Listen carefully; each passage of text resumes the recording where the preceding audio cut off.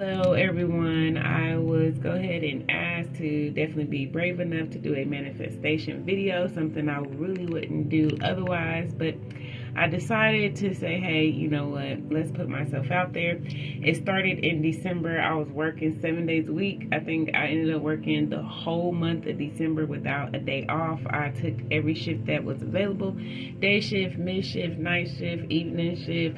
I took it because I was a PRN. It was not a full-time work. It was only as needed. So as they asked, I just took everything so I could have a consistent income.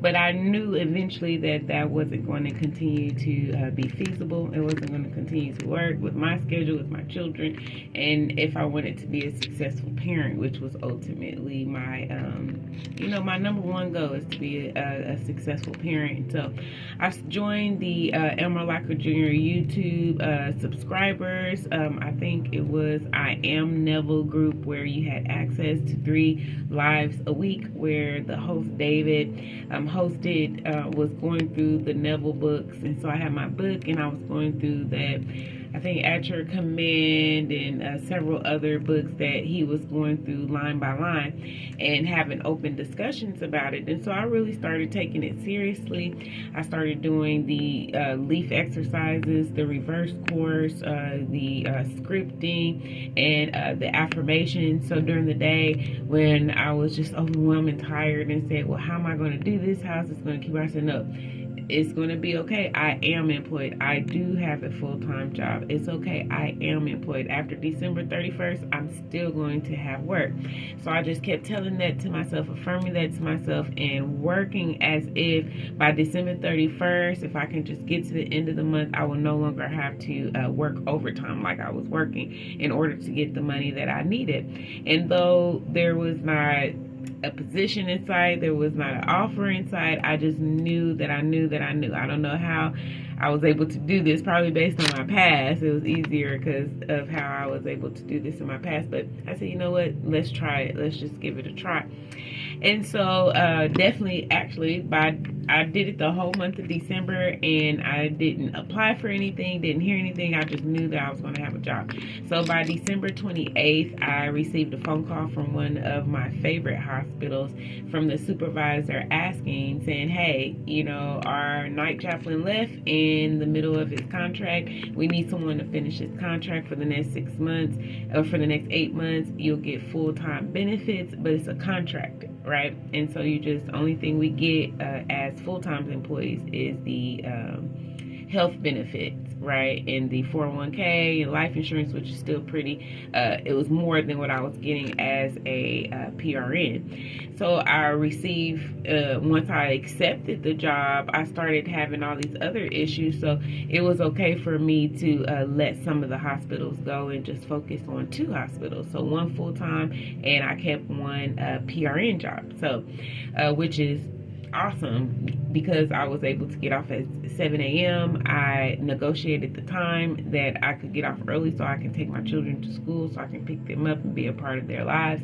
So it worked out beautifully. So as I started into this new job, well, guess what? Old energy started showing up. And so I had, different things that I was having in my self-concept, as David would say, that was still presenting itself. So yes, I got this new job full-time, benefits, and I was able to be with my children, and things were great. But then all these other things started showing up. I started getting these complaints, and this one particular complaint went all the way up to the CEO of the company. And I'm thinking, oh my goodness, I'm putting myself out there, I'm being compassionate, I'm doing my best to connect with people. I pride myself on being connectional, but and so I was just so perplexed and overwhelmed when I was called into my supervisor's office, and someone was saying that I was saying this, I was saying that, and it went all the way up to the CEO. It was very public. It was a very public complaint, and I was like panicking, overwhelmed, like, oh my God, here we go again. I'm putting myself out there, and I'm just not being heard. I'm not being seen. And I was like, oh. And then one day I was listening to David, and we were talking about Neville, and we were talking about that everybody is us pushed out, the world is going to show us what we're expecting them to show us. So that really got deep down into my own self-concept and how I felt about myself. And so all my life, in all domains of my life, at home, spiritually, at work, I always felt unheard, unseen, and unrecognized.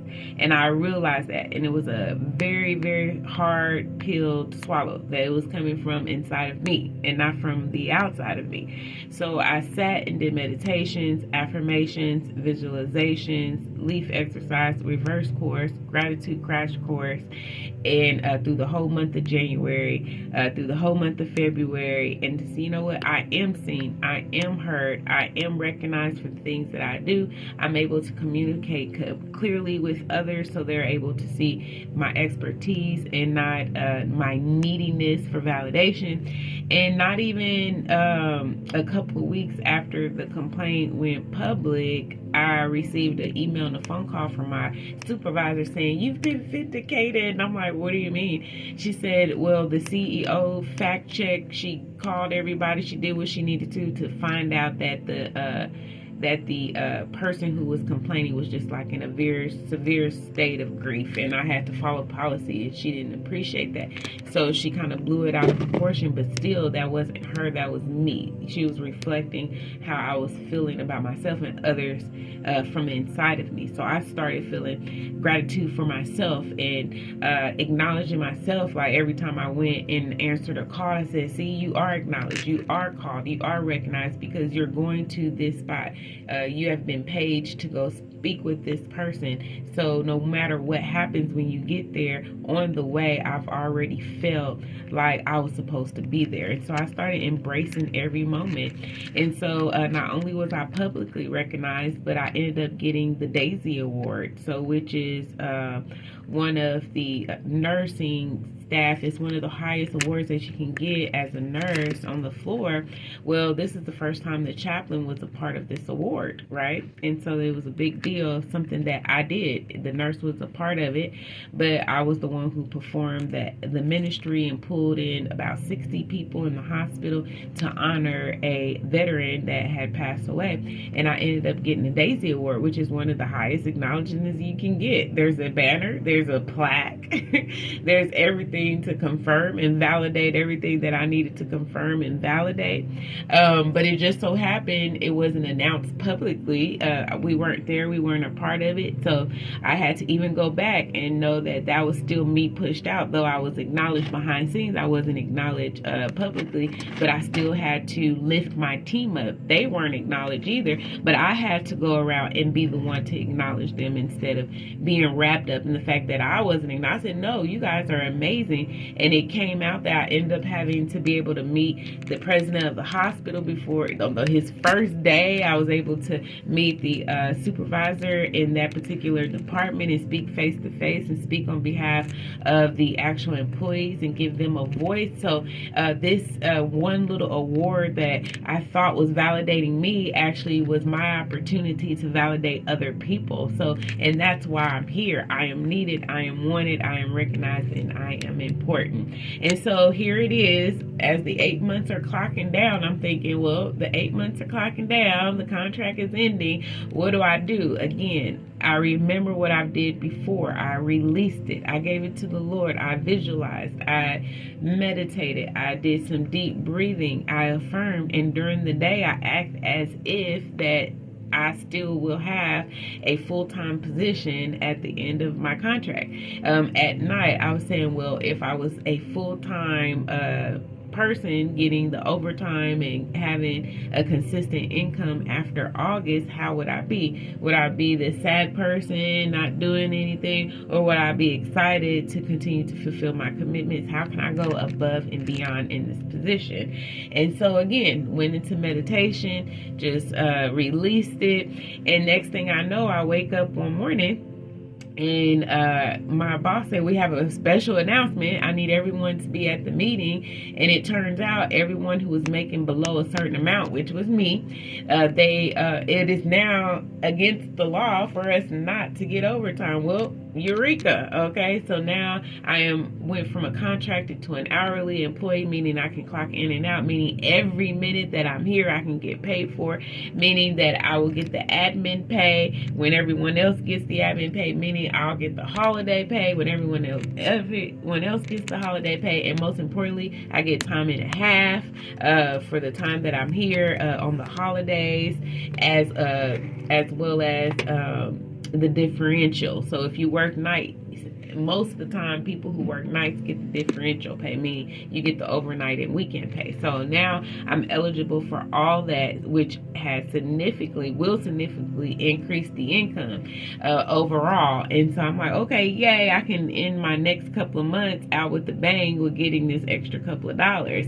Well, not even 2 days later, I was leaving work and my supervisor came in early and she's like, oh yeah, and I was leaving. She said, oh yeah, by the way, would you like to renew your contract? I'm like, well, sure, and she's like, are you excited? I said, yeah, but it was almost as a matter of fact. I was actually expecting this to happen. And so most people can only stay in this position for 2 years, and her renewing my contract means I'll be staying in this position for 2.5 years. So definitely a half a year more and longer than anyone else has stayed in this position. So that's how I manifested my dream job. I started in December, working 7 days a week, all kinds of shifts, just tired, not there for my family, not there for myself, taking the time to slow down, to train my thoughts, train my mind. I did the leaf exercise, which is an exercise that was created by the Elmer Locker Jr. channel by David. So I did the leaf exercise, the reverse exercise, where I was able to remember my day in reversal. So all these exercises was just to focus my thoughts.